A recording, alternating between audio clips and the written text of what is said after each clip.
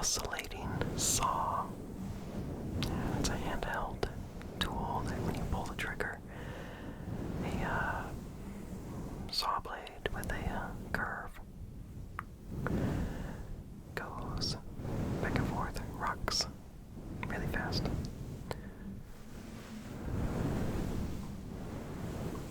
And they can be really handy tools. You can put different blades on for different projects.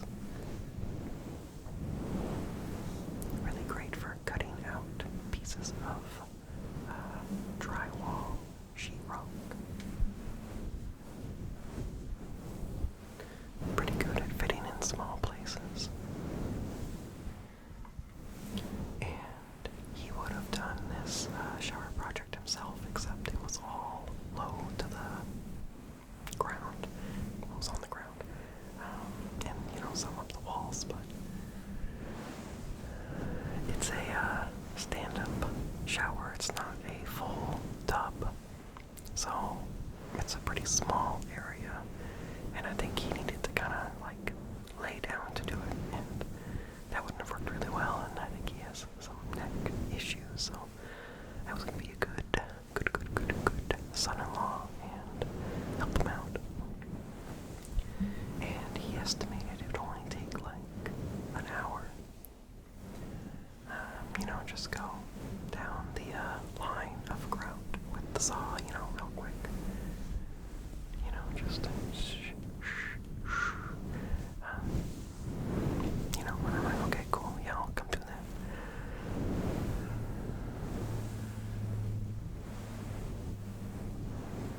So I didn't realize it was not regular sized tile. It was like mosaic tile, so like I think it was smaller than an inch.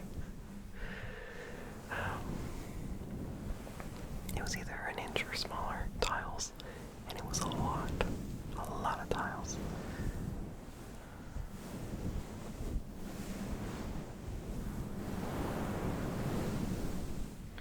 And they didn't want to just rip up the whole floor, because, they like the tile.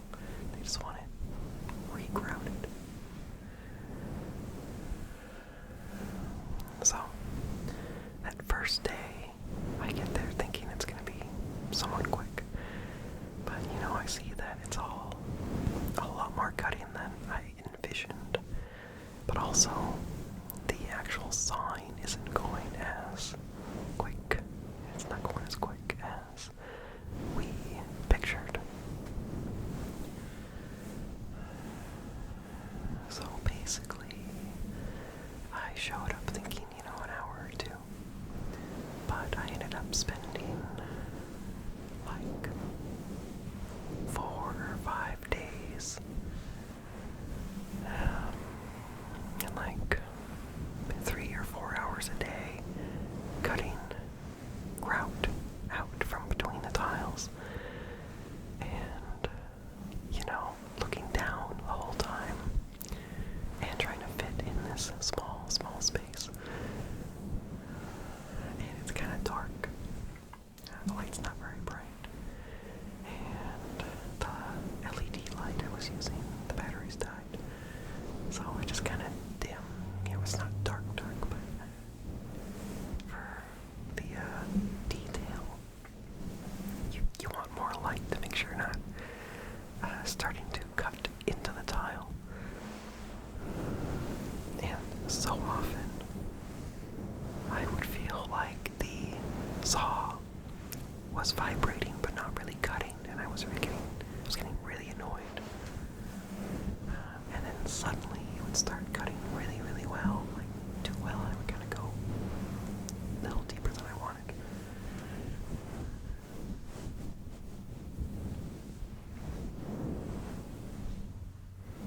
And I broke a couple blades. They both broke in the same spot. But, yeah, he would always have some beer for me. Mac and Jack's, African Amber,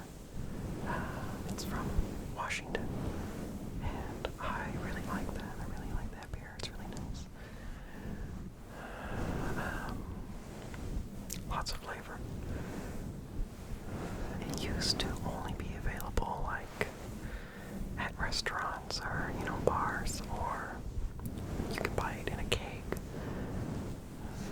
But when the pandemic came, they finally decided to move to cans. So that's been nice. But I pretty much never buy it because it's expensive. It's like $14 for a 6-pack, so it has to be a special occasion for me to buy that. Anyway, so I spent like several days on this, and it's still not done. Like, we were trying to have it done by a specific day, but then that day came, and after that point it was kind of useless for me to keep trying really hard. I'll do it eventually, but yeah, really big headache on those days. But I would put my Bluetooth headphones on to block out the sound and listen to music, loud music. Multiple times I listened to Wesley and the Boys. That's a band. I went to high school and junior high with the singer. It's a punk band. I don't usually do punk music, but I think it was a lot of fun. A lot of fun listening to them. I like the gritty sound.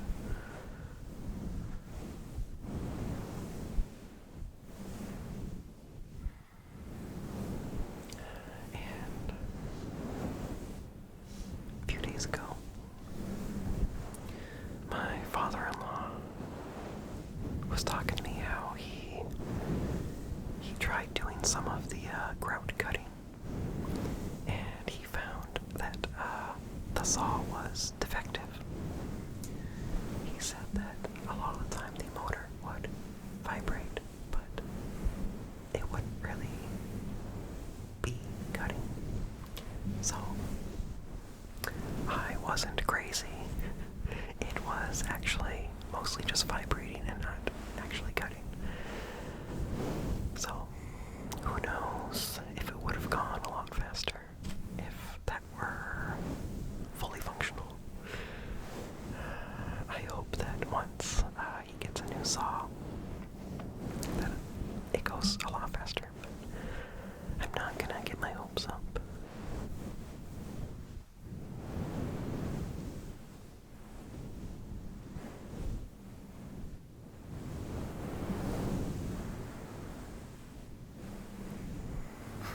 Okay.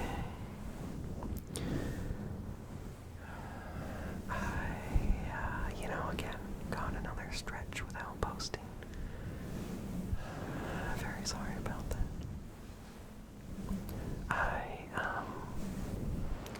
I've gotten sick a lot in the last, I don't know, since December, maybe even before, where I get these colds, regular colds, and then a cough lingers for a long time after. And a lot of the time, there's mucus that I cough up, and they have lasted, like a month or something. One of the times I know it's from mold, but this last time that I was sick, I thought I was getting better. Kept coughing up stuff, but less and less each day. Well, one night it suddenly kind of got worse, and I actually was a little worried. So I finally decided to go to a doctor about it. I went to an urgent care, and they did an x-ray, took a strep test. For the strep test, I have a really strong gag reflex. Taking pills is really hard for me if they're too big. And the last time I took a strep test, they couldn't actually get it because my tongue wouldn't allow it. They would put the wood stick in to hold down my tongue to put the swab in my throat, but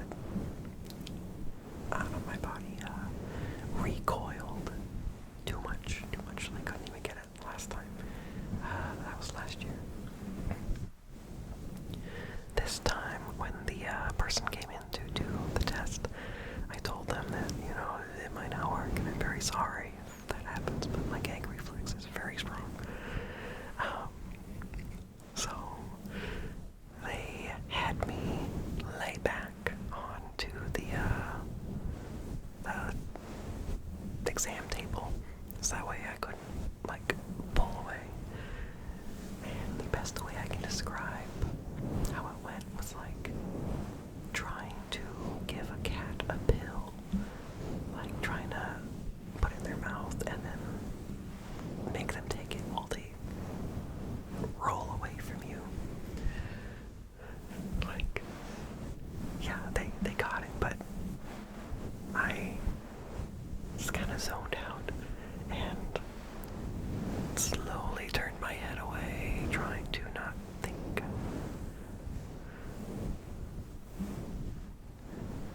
There's a moth in here. I didn't notice that right in front of my face on my light. Anyway, that came back negative. They tested for it because my cold started with a sore throat. It didn't last long, but they said they've seen a lot of strep throat coming through lately, so they wanted to check. And they took an x-ray of my chest to make sure I didn't have pneumonia, and it came back fine.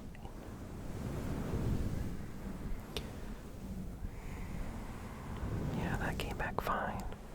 So, yeah, they just said it's bronchitis, basically, and gave me some prescriptions to help with the cough, but I don't like the possible side effects of those medicines. Like, one of them is choking feeling.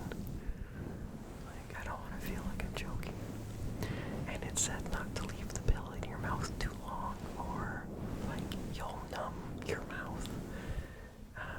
Like the purpose of it is to numb your lungs and throat. And I'm like, I don't know if I'm gonna like that feeling.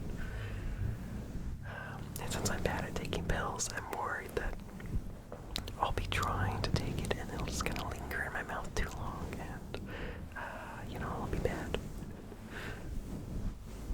So what I've been doing is I've been taking like the off-brand Mucinex and using a nebulizer.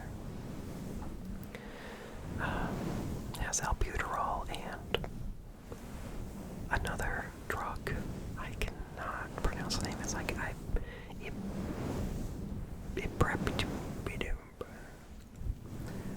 don't know. It's supposed to thin your mucus so you can cough it up. So the two of those things together has helped a lot. But I mean, it doesn't get rid of it. It just makes it easier to cough up. So I still do cough. It's not uncontrollable coughing. Only once in a while is it like that, where like I cough and I just can't stop. Usually it's like, oh, I need to go cough. It's like most of the time I'm in control of it. But if I'm working, or if I'm out of the house for some reason and I can't, then like I feel bad. I mean, yeah, like I can't keep drinking water when I'm not home. And then that's when it gets bad again. I just feel like heavy, tired, big headache. But, yeah, bronchitis, I guess, can last like a month. So I still have another couple weeks where it might, keep going. Right now, I'm pretty good. But, it's because I've done the nebulizer and the Mucinex stuff, and like had a big cough session to get as much stuff out as I can, and drink a ton of water. Like, it's a process. Big process. So, and I realize it's happened so much. I thought that meant that I'm like unhealthy, but I'm realizing it might be because I got COVID last year. Because I don't think I really got any colds for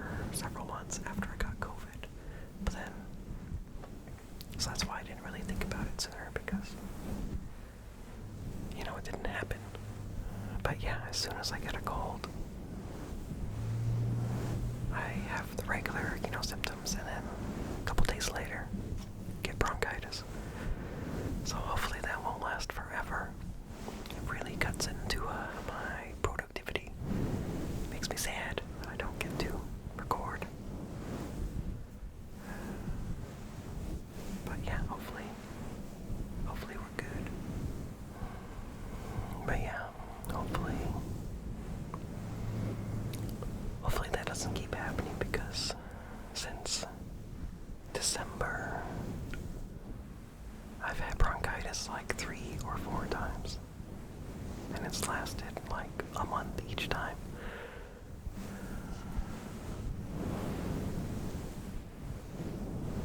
No good, no good, no good.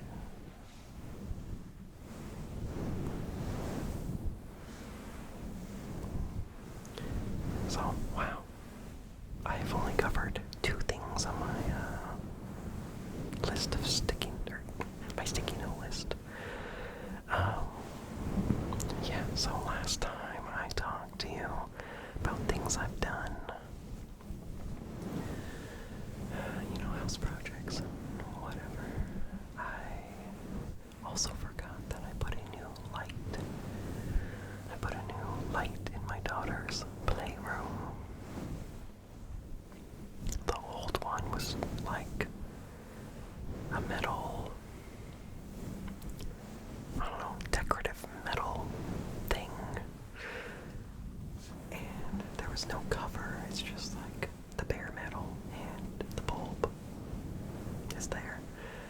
And I think maybe it's from a time when people were showing off that they had electric lights. That's what I read online. Because yeah, my house is old. Not pre-electricity old, but like it's kind of ugly.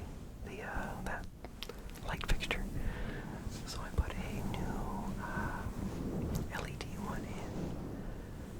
It's like a little dome.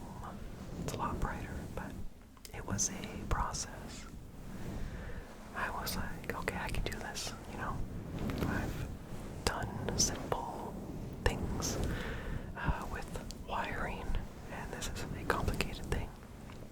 So I took off the old fixture, and pretty much immediately I'm like, oh, this is going to be more complicated. Because anytime you have a connection of wires, like a splice, you're supposed to have them in a box, in a junction box.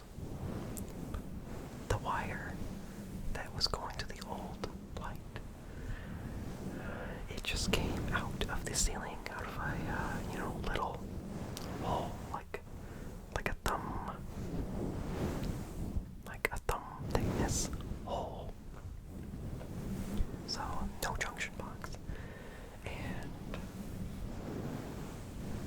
the ceiling is not like sheetrock, it's plaster.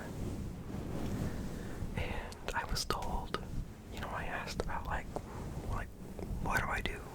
I was told that I should not use any kind of drill on that, or like any kind of big vibrating thing, because it'll vibrate the plaster and it'll make it more likely for like the whole ceiling to eventually just kind of come away from the lath, the wood slats that the plaster is on. And so I'm like, okay, how about I just put a box on the ceiling? Like, will the light cover it?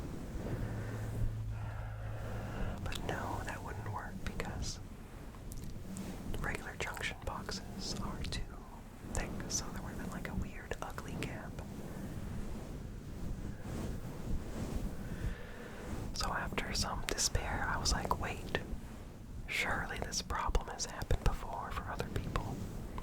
Surely products exist that can fix this. So I was able to find a really skinny junction box that fits between the light and the ceiling with no gap. So I am very pleased that I did that, and I didn't need any help from anyone. Like, didn't need someone else to come and install something. So it's good to get that box that I had, the light in for many months, just kind of waiting to be installed. It's good to finally get that out of there. And yeah, it's a lot brighter, and it's not as harsh. Not as harsh as just the bare light bulb.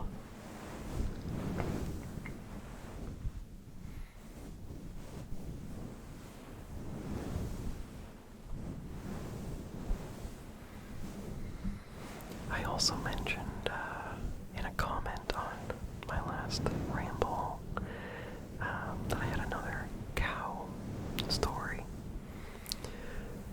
So, I take care of some cows for a guy when he's out of town. And I talked about how the mama cow ran at me because I think I surprised her. She didn't expect me in her yard. But, that was fine. I talked about that. But, I think it was the next day I went to feed them in the morning. And I see mama cow, and I see baby cow, and I see the steer, the boy cow, and he's in the distance. I don't really think much of it, but I go to the food bin. It's not a trough. I don't know, maybe it's called a trough, but it's like a cage that you put hay in, and then in the bottom there's like a bin for any food that goes out of the little cage thing. And I put some grain in and some hay, and mama cow is eating, and I'm like, why isn't the other cow, why isn't steer coming over here? He's just standing by the fence way over in the distance, mooing at me. I'm like, what's going on here? But I look closer, I'm like, are you on the other side of the fence? And yeah, I walk over to him, and he is not in his fence. So I'm like, uh-oh. Now, this is like woods, where he is. There's, lots of plants, lots of brush. It's not a field. It's not a meadow.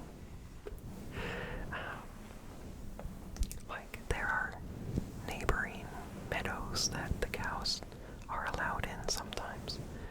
And, those are obvious where the gates are. To get them, from one place to another. But where this cow was, as far as I could tell, there were no gates to get it to come through. So I walked along the fence and found where the cow had gotten out. It pushed the fencing down because the wire that kind of held the fencing to the posts, some of those had become loose. Some had just kind of broken. It seemed like really cheap. Some of them were cheap wire connectors, I don't know. But it had pushed the fence down, and there's barbed wire on the very top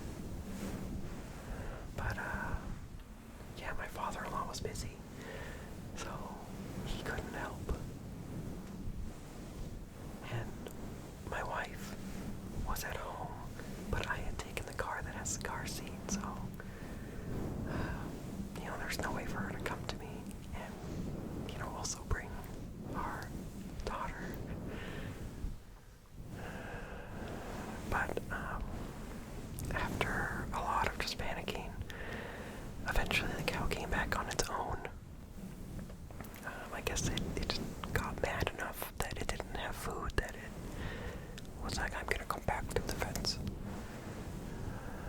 So, yeah, in the end, nothing I did even helped. But the next day, my father-in-law came over and we secured the fence, put on new wire to hold up the fence to the post, and put on new barbed wire on the fence to tour them. And they did not go through since, so that's good, that's good, that's good, that's good. Also, while we were working on the fence, we saw an owl. It was cool. I've seen an owl a few times there. One time I saw 2 owls at the same time. Same thing with eagles. I saw 2 eagles one time too.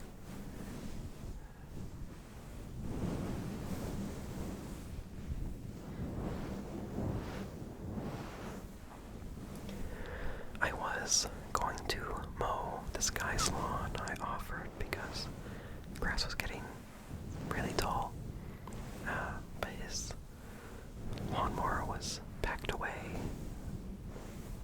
I don't think he was expecting the grass to grow so much. So I brought my mower over. I haven't had very long. I got from him actually an electric mower, 16-inch, and batteries were fully charged, and it only lasted 20 minutes, and it died so many times, just from how thick the grass was. So, I don't know, I did maybe 1/6 of his yard, and that's all I could do. I was going to, charge the batteries and hang out with the cows and stuff, and drink some beer, but, that is when I first got sick. Well, the first day, I did not get sick. I was, still healthy. But then I think it was the next day that I started getting my sickness. And I was like, I do not feel like mowing this lawn. So, yeah, bummer on that, 'cause it's fun to mow that lawn. Just hanging out outside.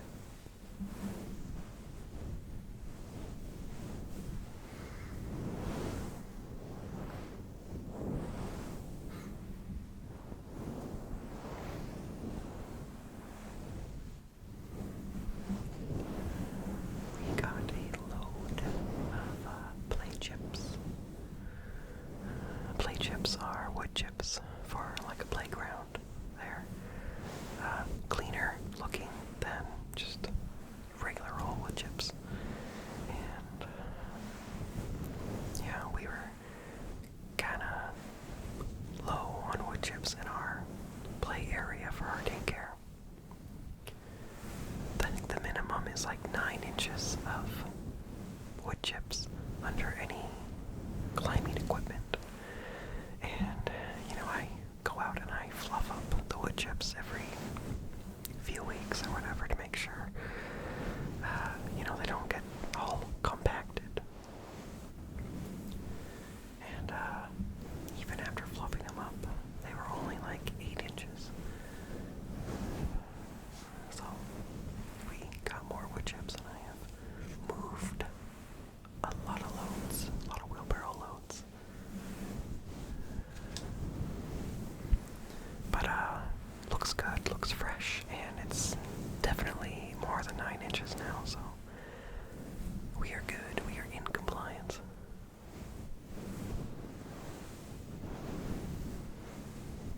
Yeah, I would fluff them up with a pitchfork. That's a really useful tool. Use that for a lot of things. Fluffing up wood chips. Picking up big piles of, like, lights and branches. Very handy, very handy, very handy.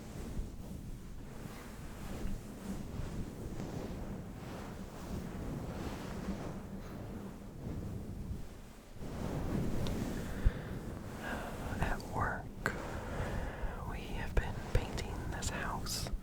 The inside of a house we're finally done. It was supposed to be like a 4-day job, but we spent 3 weeks on it because things kept getting added to do. Like, it was very boring.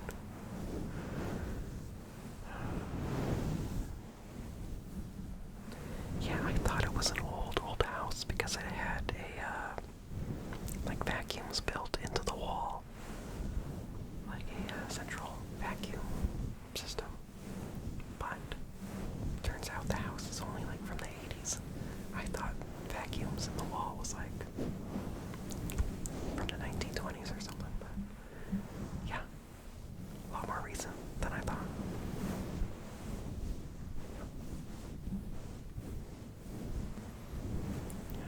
Yeah, there were some really high sections. Like, it's a 2-story house, and the stairs go up, to the second floor, and it's like an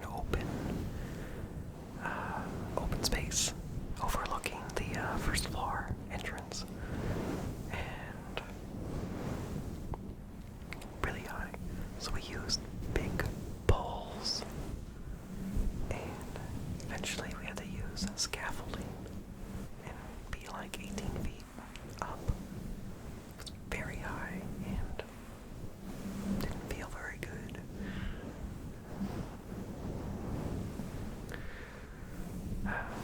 But it's finally done. Finally done.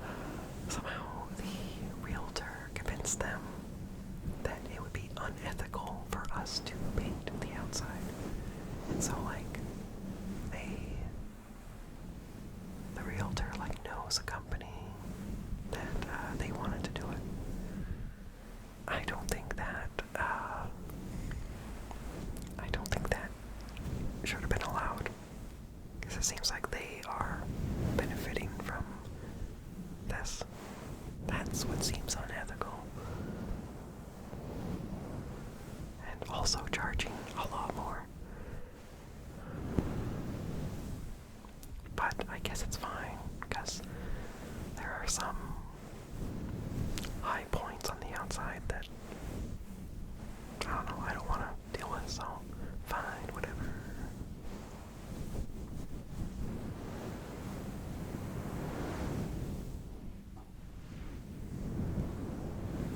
So yeah, we started painting yesterday.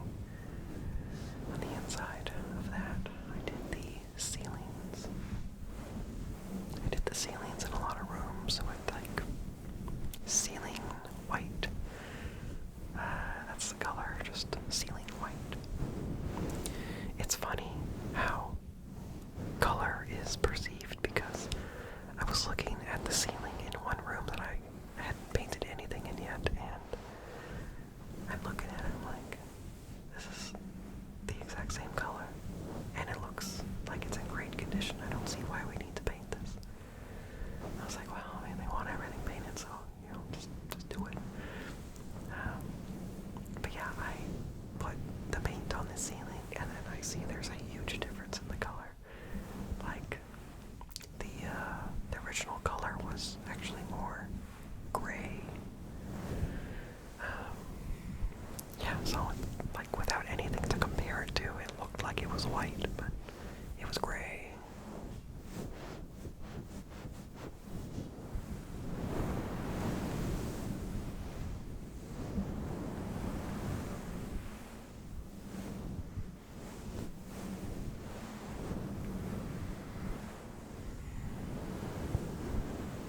My vegetable garden is going pretty well. Finally, I had some asparagus pop up. So far, it's just one. Just one has popped up. It's a purple one. I forget. Is that a Jersey purple night? I don't know. Yeah, so I'm hoping that soon a bunch more pop up. The sunflowers I planted have not come up at all, so that's kind of weird. Kind of bummed about that. I'll throw some more seeds down, I guess. My peas, they're doing fine. I have 2 rows planted with a trellis in between them. I planted like maybe 40, but only 19 have come up. And yeah, I'm wondering why they didn't do so well this year. My garlic looks like it's doing pretty good. It's been in the ground since October, November, somewhere in there. Soon, I think it'll be growing garlic scapes, the little flowers that, you know, grow. I think I'm supposed to cut those off when they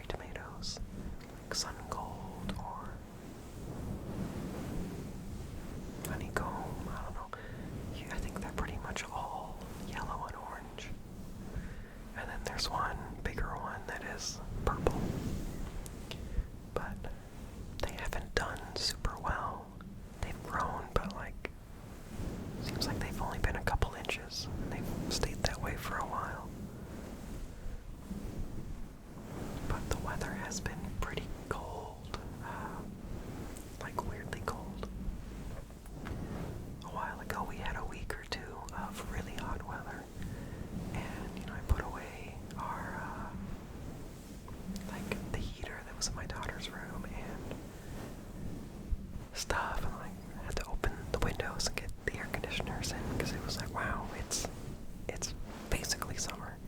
But no, then we had like lots of rain lately, even when it doesn't call for it in the weather. I mean, I don't mind. I like the rain. Like, seems like it's not usually this chilly after Mother's Day because that's the general like rule that you can like put your fuchsias out after Mother's Day. And I thought that was kind of the same for tomatoes. But yeah, definitely too cold to put them in the ground yet. But anyway, since I was worried about how small they were, I got a couple. I got 3 at the farm store near me. So I will have tomatoes, even if they're not all grown by me from seed.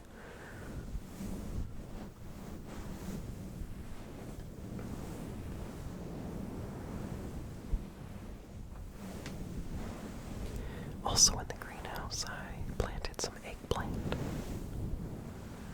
and cucumber. Those have popped up, though I think a slug or something like climbed up the side of the greenhouse and ate my cucumber, at least, one pot of them, because I checked on it one day and the leaves were missing from one of the pots, and then they withered away. But I still have another 1 or 2 pots of them, plus I planted some more a couple days ago. Yeah. So yeah, this year, trying eggplant, trying cucumber. Oh, I planted in the ground delicata squash, and I have a trellis for those 8 plants. I think squash should store well in the basement because it's nice and cool down here. So hopefully we get a good harvest from those.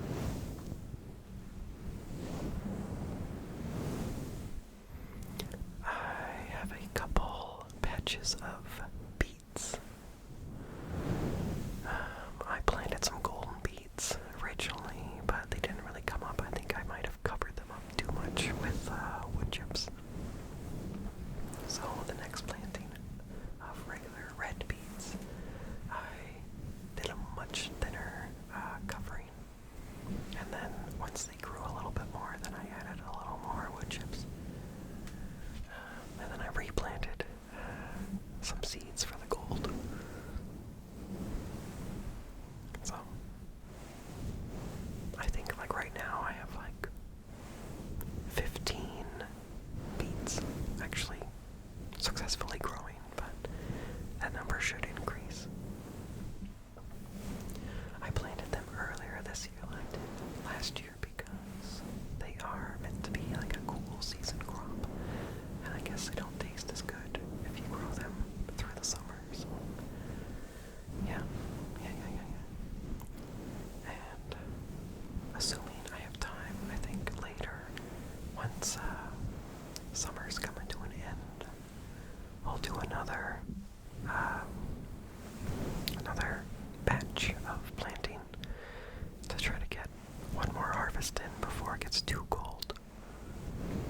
Oh, and it was fun. I felt like a real homesteader when I was thinning out the beets, because I guess each beet seed is like actually more than one seed. So you need to really thin those out when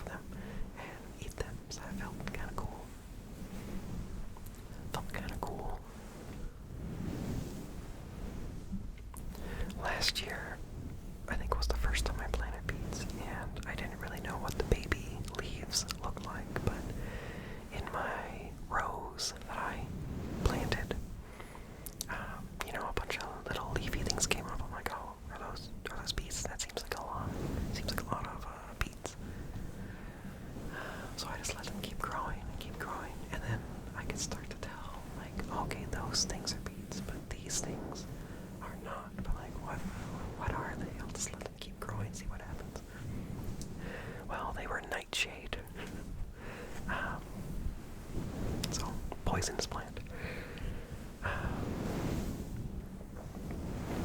Like, not toxic. You would think you would need to have a pretty good amount to actually die, but you would definitely get sick if you ate that. And yeah, so took those out. But I do see some little leaves popping up that I don't think look like beets, so I'm wondering, is that nightshade? I'll let it grow a little more and see actually what it is before I pull it.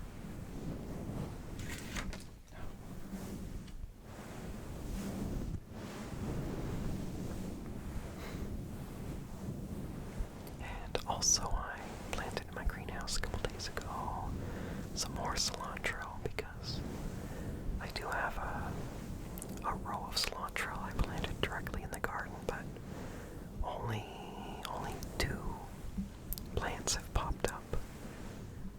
Well, more have popped up, but I think something has eaten them. I have 6 arugula and 6 spinach that are doing decently well. And I also planted some more in the greenhouse to try to have better luck in, having them grow a little bigger before they go into the garden to get eaten by something else. Yeah, I don't actually particularly like arugula. I just think it's really interesting how spicy it is. Yeah. Speaking of spicy plants, like, I have a bunch of oregano just around the yard, and it pops up really easy and just kind of grows by itself. And a couple varieties, well, a couple of plants are the variety of, it just is called hot and spicy, and it really is hot and spicy. Like, you taste a regular oregano leaf, and you're like, oh, that has like a, little kick. But then you put one that's hot and spicy in your mouth, and it's like, wow, that has a burn. And I don't know, I really like being able to eat a leaf. And I found that my chickens do not eat oregano. Like, there's some random oregano popping up in the chicken yard, and they totally leave it alone. It's not poisonous to them. They just don't want it. The same with, there's a bunch of daisies coming up. Daisy plants, like a big bunch of them, and they have left them alone. So that's cool. It'd be nice to have something growing over there, not just dirt. Oh yeah, also in my greenhouse I planted some lettuce stuff that I'm not totally sure about it. It looks like romaine lettuce, but it had some other name. It was a free seed from when I bought seeds. I bought enough that they threw in a free bag of seeds. So we're gonna see how that goes. I'm gonna try to be more healthy and eat salads.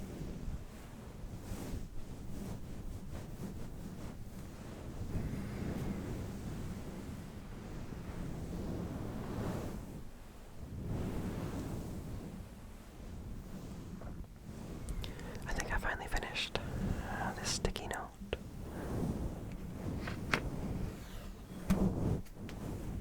Gonna throw that down so I don't keep bumping it.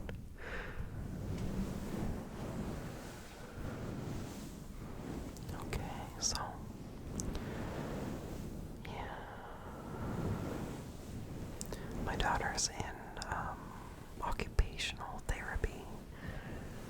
Occupational therapy, and her occupation is child, because she really doesn't try new foods. Like, she avoids wet foods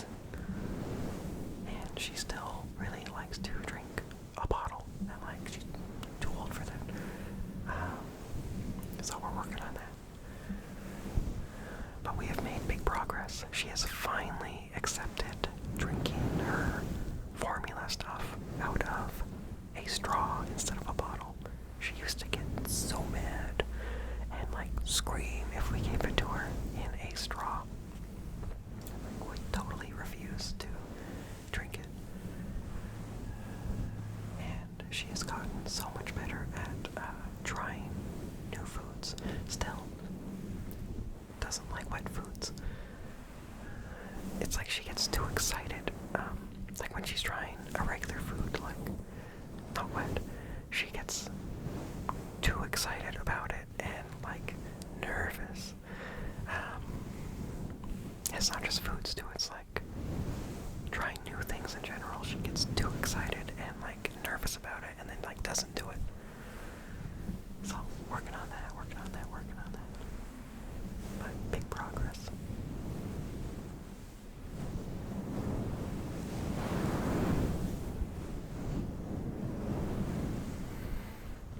One thing that they have suggested is that we do food painting.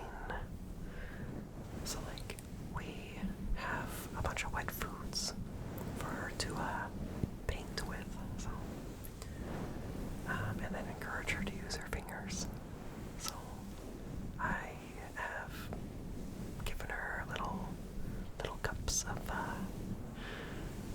sour cream, ketchup, Dijon mustard, and applesauce, and she's had a fun time painting with them. And I call it food painting, and I tell her that hey, it's totally okay for you to try these. You can taste them if you want, but don't pressure her. And then encourage her to use her fingers. And she was really having fun with using the brushes. And I was like, wow, yeah, good, fun food painting. And she would dip the brush in and then pretend to put it in her mouth. And I'd be like, you're allowed to. You can do that. And then she dipped her finger in the applesauce and tasted it. And she was like really giddy about it. And then she just says, so good. Now I don't know if she actually liked it, because I think she just kind of says that because she's heard us say it when we're trying to get her to eat a new food. And then she stuck her finger in the Dijon mustard and tastes it. And she kind of makes a face and just says, medicine. And I'm like, you think that tastes like medicine? And she says, yes.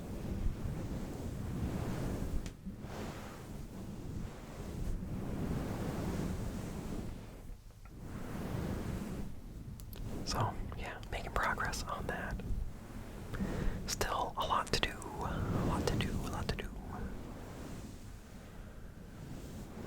But yeah, really happy that she's at least drinking her milk out of a straw instead of just a bottle.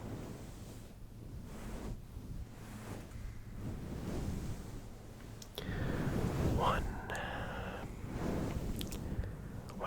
place that we're not making progress is she has now become kind of scared of the dark. So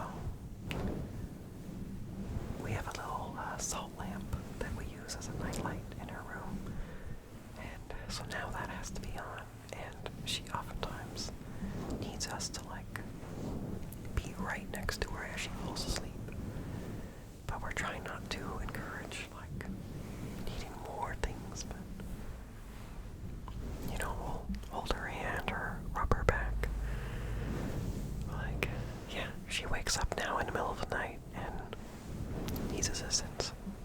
Not every night, but there was a couple weeks recently where she would wake up so many times. Very tiring. But not every night. So some nights I get to sleep.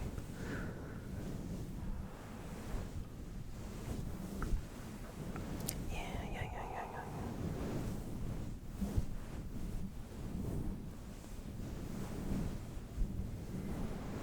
Oh yeah, she had pink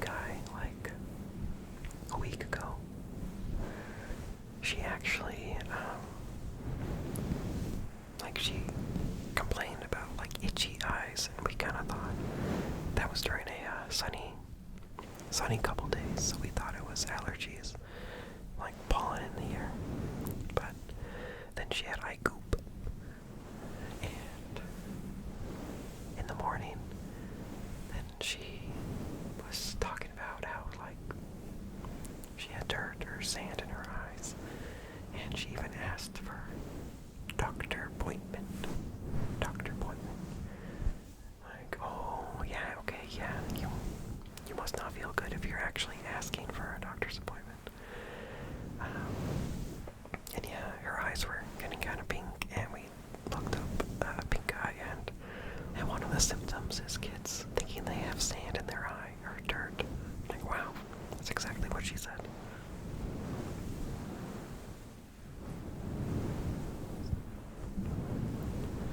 But yeah, she's really good. She's real good at taking the eye drops. She didn't even need to be bribed with a M&M.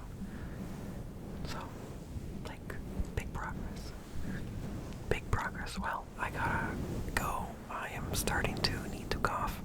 I've coughed a couple times and edited it out, but I feel like I'm back. So I'm gonna go.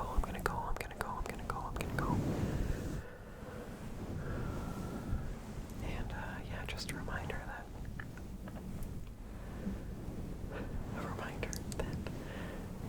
we don't get to choose to not have ads at the end of our video if there's one at the beginning, so a stupid, loud ad might come up when this ends. And if you want to listen to